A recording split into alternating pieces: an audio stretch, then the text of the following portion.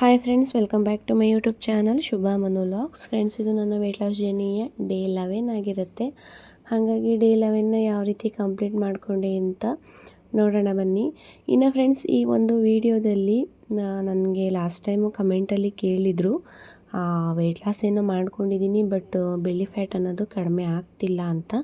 ಹಾಗಾಗಿ ಆ ಒಂದು ಬೆಳ್ಳಿ ಫ್ಯಾಟು ಯಾವ ಟೈಮಲ್ಲಿ ಕಡಿಮೆ ಆಗೋದು, ಏನು ರೀಸನ್ನು, ವೆಯ್ಟ್ ಲಾಸ್ ಆದ್ರೂ ಕೂಡ ಬೆಳ್ಳಿ ಫ್ಯಾಟ್ ಅನ್ನೋದು ಏನಕ್ಕೆ ಕಡಿಮೆ ಆಗಲ್ಲ ಅನ್ನೋದನ್ನು ತಿಳ್ಕೊಳ್ಳೋಣ. ಹಾಗಾಗಿ ವಿಡಿಯೋ ನೋಡ್ತಾನೆ ನನ್ನ ಡೈಲಿ ರೊಟೀನ್ನ ಯಾವ್ಯಾವ ರೀತಿ ಮಾಡ್ಕೊಂಡು ಅನ್ನೋದ್ರ ಜೊತೆಗೆ ಈ ಒಂದು ವಿಚಾರವಾಗಿ ತಿಳ್ಕೊಳ್ಳೋಣ ಬನ್ನಿ. ಮತ್ತು ಫ್ರೆಂಡ್ಸ್, ನಾನಿಲ್ಲಿ ವಾಕ್ನ ಮುಗಿಸ್ಕೊಂಡು ಹೋಗ್ತಾ ಇದ್ದೀನಿ. ಆದಷ್ಟು ಸ್ವಲ್ಪ ಬೇಗ ಎದ್ದೇಳೋದಕ್ಕೆ ಟ್ರೈ ಮಾಡ್ತಾಯಿದ್ದೀನಿ. ಅಂದರೆ ಬೇಗ ಎದ್ದೇಳಲಿಲ್ಲ ಅಂದರೆ ಟೈಮಿಂಗ್ಸ್ನ ಬ್ಯಾಲೆನ್ಸ್ ಮಾಡೋದಕ್ಕಾಗಲ್ಲ. ಬೆಳಿಗ್ಗೆ ಸ್ವಲ್ಪ ಅರ್ಲಿಯಾಗಿ ಹೇಳ್ತು ಅಂದರೆ 5 o'clock ಮೇಲೆ ಎದ್ದೇಳ್ತು ಅಂತ ಅಂದರೆ ಆರಾಮಾಗಿ ವಾಕ್ ಮುಗಿಸ್ಕೊಂಡು ಬಂದು ಅದರ ಜೊತೆಗೆ ಎಕ್ಸಸೈಸು ಕೂಡ ಮಾಡಿಕೊಂಡು ಆಮೇಲೆ ಮನೆ ಕೆಲಸಗಳೆಲ್ಲನೂ ಸ್ಟಾರ್ಟ್ ಮಾಡ್ಕೋಬೋದು. ಸ್ವಲ್ಪ ಲೇಟಾಗಿ ಎದ್ಬಿಡ್ತು ಅಂತ ಅಂದರೆ ಹಿಂದಿಂದನೇ ಅವಸರದಲ್ಲಿ ನನ್ನ ಬೆಳಗಿನ ರೊಟೀನು ಕಂಪ್ಲೀಟ್ ಮಾಡಿಕೊಂಡು ಅದ್ರ ಜೊತೆಗೆ ತಿಂಡಿ ಎಲ್ಲ ಮಾಡಿ ನನಗೆ ಅದು ಟೈಮಿಂಗ್ಸ್ ಬ್ಯಾಲೆನ್ಸ್ ಆಗಲ್ಲ. ಹಾಗಾಗಿ 5 o'clock 5:15 ಅಷ್ಟರಲ್ಲೆಲ್ಲ ಎದ್ದು ವಾಕಿಗೆ ಹೊರಟ್ಬಿಡ್ತು ಅಂದರೆ ಆರಾಮಾಗಿ ನನ್ನ ಡೈಲಿ ರೊಟೀನ್ನ ಬೆಳಗ್ಗೆಯಿಂದ ಸಂಜೆವರೆಗೂ ಯಾವುದೇ ರೀತಿಯ ಪ್ರಾಬ್ಲಮ್ ಇಲ್ಲದೇ ಕಂಪ್ಲೀಟ್ ಮಾಡ್ಕೋಬೋದು. ಅದೇನೇ ನಾನು ಹೇಳಿದ್ನಲ್ವ, ಬೆಳಿಗ್ಗೆ ಎದ್ದು ವಾಕು ಎಕ್ಸಸೈಸ್ನ ಕಂಪಲ್ಸರಿ ಮಾಡ್ಕೊಬಿಡ್ತು ಅಂತ ಅಂದರೆ ಅದಾದಮೇಲೆ ಕೆಲಸಗಳನ್ನ ಸ್ಟಾರ್ಟ್ ಮಾಡಿಕೊಂಡ್ರೆ ಇನ್ನು ಒಂದು ಫುಡ್ ರೊಟೀನ್ ಅನ್ನೋದನ್ನು ಆರಾಮಾಗಿ ಕಂಪ್ಲೀಟ್ ಮಾಡ್ಕೋಬೋದು. ವಾಕು ಎಕ್ಸಸೈಸು ಸ್ಕಿಪ್ ಆಯಿತು ಅಂತ ಅಂದರೆ ಸ್ವಲ್ಪ ಪ್ರಾಬ್ಲಮ್ ಆಗುತ್ತೆ. ನಾನು ಕೂಡ ಇನ್ನು 2 ಡೇಸಿಂದನೂ ಕೂಡ ಟ್ರೈ ಮಾಡ್ತಾನೇ ಇದ್ದೀನಿ. ಅರ್ಲಿ ಮಾರ್ನಿಂಗ್ ಏನು ಎಕ್ಸಸೈಸ್ ಮಾಡ್ಕೋತೀನಿ, ಅದ್ರ ಜೊತೆಗೆ ಒಂದು 5 o'clock ಇಲ್ಲ 4:30 ಅಷ್ಟರಲ್ಲಿ ಮತ್ತು ಈವ್ನಿಂಗು ಕೂಡ ಎಕ್ಸಸೈಸ್ನ ಮಾಡ್ಕೊಳ್ಳೋಣ. ಅದಾದ ನಂತರ ಸ್ವಲ್ಪ ಊಟ ಆದಮೇಲೆ ಲೈಟ್ ವಾಕ್ನ ಮಾಡೋಣ ಅಂತ ಅಂದ್ಕೊಂಡಿದ್ದೀನಿ. ಸ್ವಲ್ಪ ಅಡ್ಜಸ್ಟ್ ಆಗಬೇಕಲ್ವ, ಟೈಮಿಂಗ್ಸ್ ಎಲ್ಲ ಬ್ಯಾಲೆನ್ಸ್ ಆಗಬೇಕು. ಕೆಲವೊಂದು ಸಲ ಮನೆ ಕೆಲಸ, ಚಿಂಟು ಓದಿಸೋದು ಬರ್ಸೋದೆಲ್ಲ ಇರುತ್ತೆ. ಹಾಗಾಗಿ ಟೈಮ್ ಬ್ಯಾಲೆನ್ಸ್ ಆಗಲ್ಲ ಅಂಥೇಳಿ ಟ್ರೈ ಮಾಡ್ತಾಯಿದ್ದೀನಿ. ಆದಷ್ಟು ಸಂಜೆನೂ ಕೂಡ ಎಕ್ಸಸೈಸ್ ಎಲ್ಲ ಮಾಡ್ಕೊಳ್ಳೋಣ ಅಂಥೇಳಿ. ಮತ್ತು ಫ್ರೆಂಡ್ಸ್, ಓವರಾಲ್ ಬಾಡಿ ವೆಯ್ಟ್ ಕಡಿಮೆ ಆದ್ರೂ ಬೆಳ್ಳಿ ಫ್ಯಾಟು ಕಡಿಮೆ ಆಗೋದಿಲ್ಲ. ಅಂದರೆ ಹೊಟ್ಟೆ ಭಾಗದಲ್ಲಿ ಏನು ನಮ್ಮ ಹೊಟ್ಟೆ ಹಿಗ್ಗಿರುತ್ತಲ್ಲ ಆ ಒಂದು ಭಾಗ ಕಡಿಮೆ ಆಗಿರಲ್ಲ, ನೀಟಾಗಿ ಒಂದು ಶೇಪ್ಗೆ ಬಂದಿರಲ್ಲ. ಓವರಾಲ್ ಬಾಡಿ ವೆಯ್ಟ್ ಅನ್ನೋದು ಕಡಿಮೆ ಆಗಿರುತ್ತೆ. ಎಲ್ಲೆಲ್ಲಿ ನಮ್ಮ ಕೈ ಕಾಲೆಲ್ಲ ದಪ್ಪ ಇರುತ್ತೆ ಅದೆಲ್ಲ ಕಡಿಮೆ ಆಗಿ ವೆಯ್ಟ್ ಲಾಸ್ ಅನ್ನೋದು ಕೂಡ ಆಗಿರ್ತೀವಿ. ಬಟ್ ಬೆಳ್ಳಿ ಫ್ಯಾಟ್ ಅನ್ನೋದು ಕಡಿಮೆ ಆಗಿರಲ್ಲ. ಏನಕ್ಕೆ ಅಂತ ಹೌದು, ನನಗೂ ಕೂಡ ಮೊದಲು ಇದೇ ಒಂದು ಡೌಟು ಕಾಡ್ತಿತ್ತು. ಮುಂಚೆ ನಾನು ವೆಯ್ಟ್ ಲಾಸ್ ಮಾಡಿಕೊಂಡಾಗ ಓವರಾಲ್ ಬಾಡಿ ವೆಯ್ಟ್ ಅನ್ನೋದು ಕಡಿಮೆ ಆಗಿತ್ತು, ಆದರೆ ಬೆಳ್ಳಿ ಫ್ಯಾಟ್ ಅನ್ನೋದು ಕಡಿಮೆ ಆಗಿರಲಿಲ್ಲ. ಅಂದರೆ ನನ್ನ ದೇಹದ ಸುತ್ತಳತೆ ಸುಮಾರಷ್ಟು ಕಡೆ ಕಡಿಮೆ ಆಗಿತ್ತು. ಅಂದರೆ ತೋಳು ಭಾಗ ಆಗಿರ್ಬೋದು, ಭುಜ ಆಗಿರ್ಬೋದು, ತೊಡೆ ಭಾಗ, ಈ ಥರದ್ದೆಲ್ಲ ಕಡಿಮೆ ಆಗಿತ್ತು. ಅಂದರೆ ಹಿಪ್ಸು ಇದೆಲ್ಲ ಕಡಿಮೆ ಆಗಿಬಿಟ್ಟಿತ್ತು ಆಲ್ಮೋಸ್ಟು. ಬಟ್ ಹೊಟ್ಟೆ ಭಾಗ ಅನ್ನೋದು ಮಾತ್ರ ಕಡಿಮೆ ಆಗೇ ಇರಲಿಲ್ಲ. ನನಗೂ ಕೂಡ ಏನಕ್ಕೆ ಎಷ್ಟೇ ಟ್ರೈ ಮಾಡ್ತಾಯಿದ್ರೂ ಕೂಡ ಓವರಾಲ್ ಬಾಡಿ ವೆಯ್ಟ್ ಕಡಿಮೆ ಆಗಿದೆ ಬಟ್ ಹೊಟ್ಟೆ ಭಾಗ ಮಾತ್ರ ಕಡಿಮೆ ಆಗಿಲ್ಲ ಅಂತ ಅದಕ್ಕೋಸ್ಕರ ಸುಮಾರಷ್ಟು ಎಕ್ಸಸೈಸ್ಗಳನ್ನ ಮಾಡ್ತಿದ್ದೆ. ಅಂದರೆ ಹೊಟ್ಟೆ ಕರಗಲಿಕ್ಕೋಸ್ಕರನೇ ನಾನು ಡಯಟ್ ಸ್ಟಾರ್ಟ್ ಮಾಡಿದಾಗ ಸುಮಾರಷ್ಟು ಎಕ್ಸಸೈಸ್ಗಳನ್ನ ಮಾಡ್ತಿದ್ದೆ. ಅಂದರೆ ನಂದು C-section ಆಗಿರೋದ್ರಿಂದ, ಟ್ವಿನ್ಸ್ ಬೇಬಿ ಆಗಿರೋದ್ರಿಂದ ನನಗೆ ಮುಂಚೆನೇ ನಾನು ಚಬ್ಬಿ ಆಗಿರೋದ್ರಿಂದ ಅದ್ರ ಜೊತೆಗೆ ಟ್ವಿನ್ಸು ಸ್ವಲ್ಪ ಹೊಟ್ಟೆ ಕೂಡ ಇನ್ನೂ ಜಾಸ್ತಿ ಓವರ್ ದಪ್ಪ ಆಯಿತು ನನ್ನ ಪ್ರೆಗ್ನೆನ್ಸಿ ಟೈಮಲ್ಲಿ. ಅದಾದ ನಂತರ ಸ್ವಲ್ಪ ಜೋತು ಬಿದ್ದಂಗೂ ಕೂಡ ಆಯಿತು. ನೀವು ಆಲ್ಮೋಸ್ಟು ಆಫ್ಟರ್ ಡೆಲಿವರಿ ಅಬ್ಸರ್ವ್ ಮಾಡಿರ್ಬೋದು, ಕೆಲವೊಬ್ಬರಿಗೆ ಅಷ್ಟು ಇರಲ್ಲ, 100ರಲ್ಲಿ ಒಂದು 10 ಭಾಗಕ್ಕೆ ಅಷ್ಟು ಹೊಟ್ಟೆ ಜೋತು ಬೀಳಲ್ಲ. ಇನ್ನು ಆಲ್ಮೋಸ್ಟ್ ಎಲ್ರಿಗೂ ಕೂಡ ಜೋತು ಬೀಳುತ್ತೆ. ಅದನ್ನು ಬಾಣಂತನ ಟೈಮಲ್ಲಿ ಕೆಲವೊಬ್ಬರು ಸರಿಪಡಿಸ್ಕೊಬಿಡ್ತಾರೆ, ಇನ್ನು ಕೆಲವೊಬ್ರ ಕೈಲಿ ಆಗಲ್ಲ. ಹಾಗೆ ಇನ್ನು ಕೆಲವೊಬ್ಬರು ಯಾರಿಗೆ ಆಗಲ್ಲ ಅಂಥವ್ರು ನನ್ನಾಗಿ ಸಫರ್ ಪಡ್ತಾರೆ. ಒಂದು ಆಫ್ಟರ್ ಬಾಣಂತನ 1-2-3 ವರ್ಷ ಬಿಟ್ಕೊಂಡು ವೆಯ್ಟ್ ಲಾಸ್ ಮಾಡ್ಕೋಬೇಕು, ಹೊಟ್ಟೆನ ಕರಗಿಸ್ಕೋಬೇಕು ಅಂತೇಳಿ ಅದಾದಮೇಲೆ ಒಂದು ಎಫರ್ಟ್ನ ಹಾಕೋಕ್ಕೆ ಸ್ಟಾರ್ಟ್ ಮಾಡ್ತಾರೆ. ಆ ಟೈಮಲ್ಲಿ ನಮಗೆ ಏನಾಗಿರುತ್ತೆ ಅಂತ ಅಂದರೆ, ಬಾಣಂತನ ಟೈಮಲ್ಲಿ ಹಸಿ ಹೊಟ್ಟೆ, ಹಸಿ ಮೈ, ಬೇಗನೆ ಹೊಟ್ಟೆ ಕರಗಿಸ್ಬೋದು, ಬೇಗನೆ ಬಾಡಿ ತೂಕನ ಇಳಿಸ್ಬೋದು ಅಂತೆಲ್ಲ ಇರುತ್ತೆ. ಅದು ವರ್ಕ್ ಆಗುತ್ತೆ ಹೌದು, ಬಟ್ ಕೆಲವೊಬ್ಬರಿಗೆ ಮಾಡೋದಕ್ಕಾಗಲ್ಲ ಅಲ್ವಾ. ಹಾಗಾಗಿ ಅವರು ನಾನಿವಾಗ ಹೇಗೆ ಸಫರ್ ಪಡ್ತಾಯಿದ್ದೀನಿ ಅದೇ ರೀತಿ ಸಫರ್ ಪಡ್ತಾ ಇರ್ತಾರೆ. ಓವರಾಲ್ ಬಾಡಿ ವೆಯ್ಟ್ ಕಡಿಮೆ ಆದಮೇಲೆ ನಮ್ಮ ಒಂದು ಬೆಳ್ಳಿ ಫ್ಯಾಟ್ ಅನ್ನೋದು ಕಡಿಮೆ ಆಗೋದು. ನಾವೇನು ತಪ್ಪು ಮಾಡ್ತೀವಿ ಅಂತ ಅಂದರೆ, ಫಸ್ಟಿಗೆ ಇದು ಎಕ್ಸಸೈಸು ಡಯೆಟು ಇದೆಲ್ಲ ಸ್ಟಾರ್ಟ್ ಮಾಡ್ಕೋತೀವಿ. ವೆಯ್ಟ್ ಲಾಸು ಕೂಡ ಹಾಕ್ತೀವಿ. ವೆಯ್ಟ್ ಲಾಸ್ ಆಗಿದ್ದೀನಲ್ವಾ, ಸರಿ ಇನ್ನೇನು ಬಿಡು ಅಂದ್ಬಿಟ್ಟು ಹೊಟ್ಟೆ ಬೊಜ್ಜೊಂದಲ್ವಾ ಅಂದ್ಬಿಟ್ಟು ನೆಗ್ಲೆಕ್ಟ್ ಮಾಡ್ತೀವಿ. ನಾವು ಹೆಂಗೆ ವೆಯ್ಟ್ ಲಾಸ್ ಮಾಡ್ಕೊಳ್ಳೋದಕ್ಕೆ ಒಂದು 2-3 ತಿಂಗಳು ಶ್ರಮ ಪಟ್ಟಿರ್ತೀವಿ, ಅದೇ ರೀತಿ ವೆಯ್ಟ್ನ ರೆಡ್ಯೂಸ್ ಮಾಡ್ಕೊಂಡಿರ್ತೀವಿ. ಬಟ್ ಹೊಟ್ಟೆ ಭಾಗ ಅನ್ನೋದು ಕಡಿಮೆ ಆಗಿರಲ್ಲ.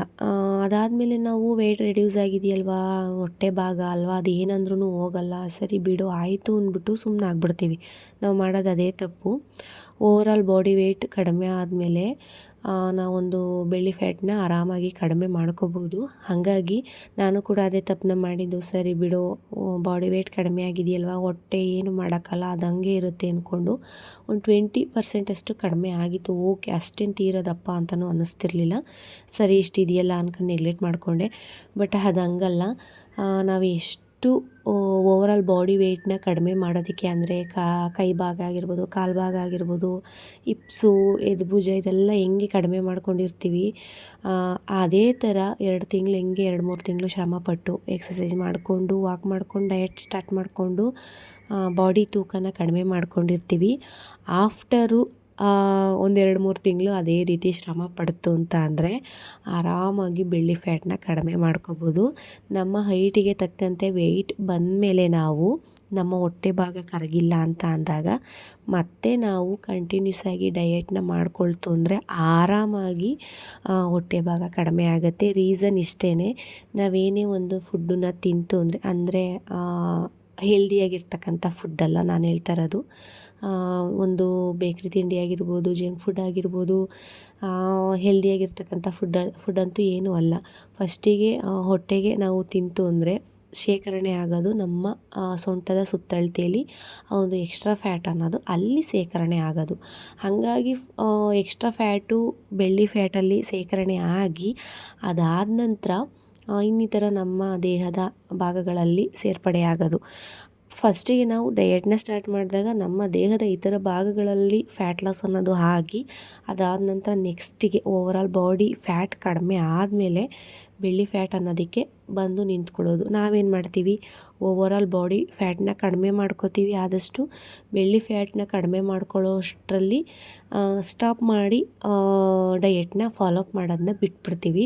ಯಾರೆಲ್ಲ ಕಂಟಿನ್ಯೂಸ್ ಆಗಿ ಕನ್ಸಿಸ್ಟೆನ್ಸಿ ಮೇಂಟೈನ್ ಮಾಡಿಕೊಂಡು ಸುಮಾರು ತಿಂಗಳುಗಳ ಕಾಲ ಡಯೆಟ್ನ ಫಾಲೋ ಮಾಡ್ತಾ ಇರ್ತೀರ, ಅವ್ರ ಹತ್ರ ಬೆಳ್ಳಿ ಫ್ಯಾಟ್ ಅನ್ನೋದು ಅಷ್ಟಾಗಿ ಇರೋದಿಲ್ಲ. ಏನಕ್ಕಂತಂದರೆ ಓವರಾಲ್ ಬಾಡಿ ಫ್ಯಾಟ್ ಕಡಿಮೆ ಮಾಡಿಕೊಂಡು ಒಂದು ಸೊಂಟದ ಸುತ್ತಳತೆನೂ ಕೂಡ ಕಡಿಮೆ ಮಾಡ್ಕೊಂಡಿರ್ತಾರೆ. ಹಾಗಾಗಿ ಅವರಿಗೆ ಆರಾಮಾಗಿ ಅಷ್ಟು ಬೆಳ್ಳಿ ಫ್ಯಾಟ್ ಅನ್ನೋದು ಕಾಡ್ತಾ ಇರಲ್ಲ.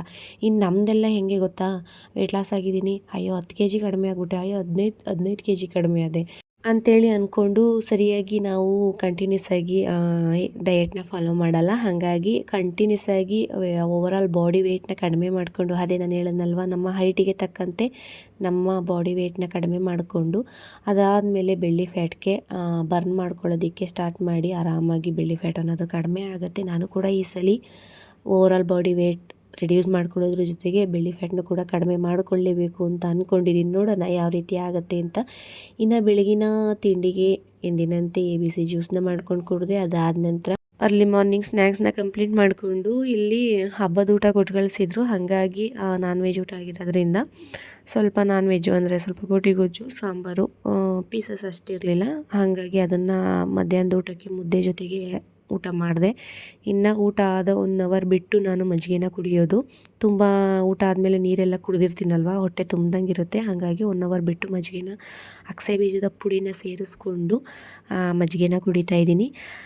ಸುಮಾರಷ್ಟು ಜನ ಕಮೆಂಟ್ಸಲ್ಲಿ ನನಗೆ ಸಜೆಷನ್ ಕೊಡ್ತೀರಾ, ಯಾವುದೇ ಒಂದು ವೆಯ್ಟ್ ಲಾಸ್ಗೆ ಹೆಲ್ಪ್ ಆಗುವಂಥದ್ದು ರೊಟೀನ್ ಬಗ್ಗೆ ಎಲ್ಲ ತಿಳಿಸ್ಕೊಡ್ತೀರಾ. ಥ್ಯಾಂಕ್ ಯು ಸೋ ಮಚ್ ಅಂತ ಹೇಳ್ತಾ, ಇನ್ನು ಸಂಜೆ ಮುಖ ತೊಳೆದು ಒಂದು ರೋಸ್ ವಾಟರ್ನ ಅಪ್ಲೈ ಮಾಡಿಕೊಂಡೆ.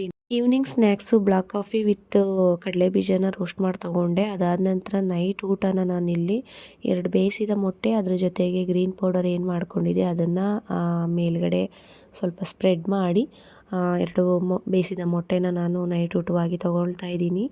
ಅದೇ ಬೆಳಗ್ಗೆ ಮತ್ತು ನೈಟು ಸ್ವಲ್ಪ ತೀರಾ ಲೋ ಕ್ಯಾಲರಿ ಫುಡ್ಡು. ಮಧ್ಯಾಹ್ನ ಕಂಪ್ಲೀಟಾಗಿ ನನ್ನ ಒಂದು ಮೀಲ್ ಇರುತ್ತೆ.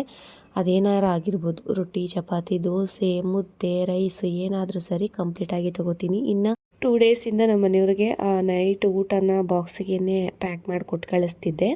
ಬಟ್ ಇವತ್ತು ಆ ರೀತಿ ಆಗಿರಲಿಲ್ಲ. ಹಾಗಾಗಿ ಅವರು ಬಂದರು ಅಷ್ಟರಲ್ಲಿ ನಾನು ಕೂಡ ಚಿಯಾ ಸೀಡ್ಸ್ ನೀರನ್ನ ಕುಡಿದು ಅವರಿಗೆ ಊಟನ ಹಾಕ್ಕೊಡ್ತಾಯಿದ್ದೀನಿ. ನೈಟ್ ಊಟಕ್ಕೆ ಮನೆಯವರಿಗೆಲ್ಲ ರೊಟ್ಟಿನ ಹಾಕ್ಕೊಟ್ಟಿದ್ದೆ, ಸ್ವಲ್ಪ ರೈಸು ಕೂಡ ಮಾಡಿದ್ದೆ. ಮತ್ತು ಫ್ರೆಂಡ್ಸ್, ವೆಯ್ಟ್ ಲಾಸ್ ಜರ್ನಿಲಿ ಯಾವುದೇ ರೀತಿಯ ವಿಚಾರ ನನಗೂ ಕೂಡ ಹೆಲ್ಪ್ ಆಗುವಂಥದ್ದಿತ್ತು ಅಂದರೆ ದಯವಿಟ್ಟು ಕಮೆಂಟ್ ಮುಖಾಂತರ ತಿಳಿಸಿ. ಇನ್ನು ಕಮೆಂಟಲ್ಲಿ ಏನಾದರೂ ಡೌಟ್ಸ್ಗಳೇನಾದರೂ ಕೇಳ್ತು ಅಂತ ಅಂದರೆ ಜಸ್ಟ್ ನಿಮಗೆ ಮಾತ್ರ ರಿಪ್ಲೈ ಮಾಡ್ತು ಅಂದರೆ ಬೇರೆಯವರಿಗೆಲ್ಲ ಗೊತ್ತಿರಲ್ಲ. ಹಾಗಾಗಿ ನಿಮಗೆ ಬೇರೆಯವರಿಗೆಲ್ಲ ಡೌಟ್ಗಳಿರುತ್ತೆ, ಅವ್ರಿಗೂ ಕೂಡ ವಿಡಿಯೋ ಮುಖಾಂತರ ತಿಳಿಸ್ತು ಅಂದರೆ ಕ್ಲಿಯರ್ ಆಗುತ್ತೆ ಅಂತೇಳಿ ನಾನು ಕೆಲವೊಂದು ಡೌಟ್ಗಳೆಲ್ಲನೂ ವಿಡಿಯೋ ಮುಖಾಂತರ ಶೇರ್ ಮಾಡ್ತಾಯಿದ್ದೀನಿ. ಹಾಗಾಗಿ ಫ್ರೆಂಡ್ಸ್, ಯಾರೆಲ್ಲ ವೀಡಿಯೋಸ್ನ ನೋಡ್ತಿದ್ದೀರಾ ಇದೇ ರೀತಿ ಸಪೋರ್ಟ್ ಮಾಡಿ ಅಂತ ಕೇಳ್ಕೊತಾ, ವಿಡಿಯೋನ ಚಾನಲ್ ಸಬ್ಸ್ಕ್ರೈಬ್ ಮಾಡ್ಕೊಳ್ದೇ ನೋಡ್ತಿತ್ತು ಅಂದರೆ ದಯವಿಟ್ಟು ಚಾನಲ್ನ ಸಬ್ಸ್ಕ್ರೈಬ್ ಮಾಡ್ಕೊಳ್ಳಿ ಅಂತ ಹೇಳ್ತಾ ವಿಡಿಯೋನ ಸ್ಕಿಪ್ ಮಾಡದೆ ಕೊನೆವರೆಗೂ ನೋಡಿದ್ದಕ್ಕಾಗಿ ಎಲ್ರಿಗೂ ಕೂಡ ಥ್ಯಾಂಕ್ಸ್ನ ತಿಳಿಸ್ತಾ ಫ್ರೆಂಡ್ಸ್, ಇನ್ನು ನಾಳಿನ ವಿಡಿಯೋದಲ್ಲಿ ಸಿಗೋಣ. ಅಲ್ಲಿವರೆಗೂ ಬಾಯ್.